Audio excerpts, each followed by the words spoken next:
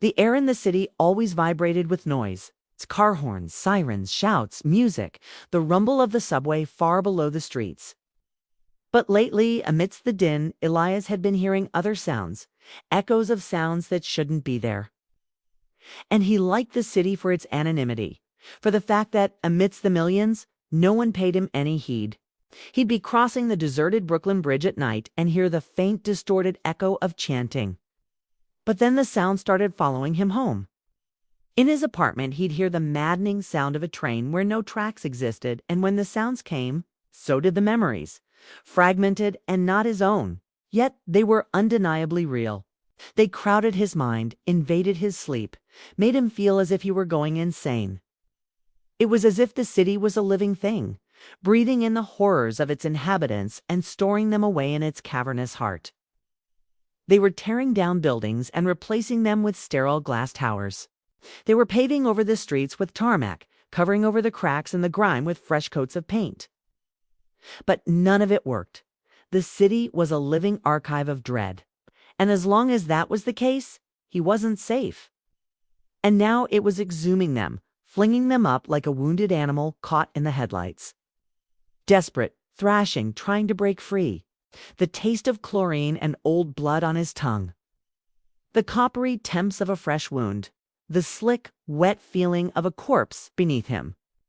The screech of brakes and the clatter of wheels on steel. Even though the nearest subway line was 2 blocks away and the windows were soundproofed, he'd find himself sitting bolt upright in bed at night, listening intently. Trying to pinpoint the source of the sound, his heart a trapped bird in his chest.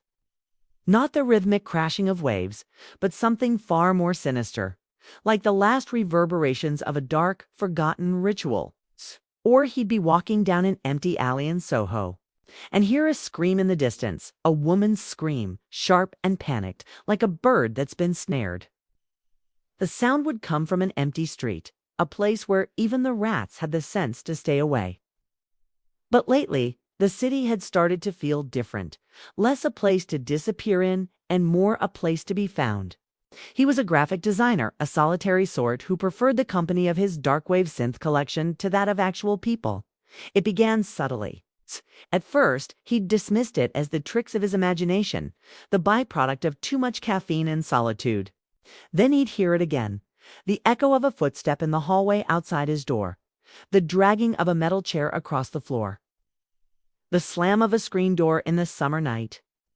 And then there were the faces that haunted his waking hours. The gaunt, desperate face of a beggar, the sneering, heavily tattooed face of a street fighter, the vacant, soulless eyes of a junkie.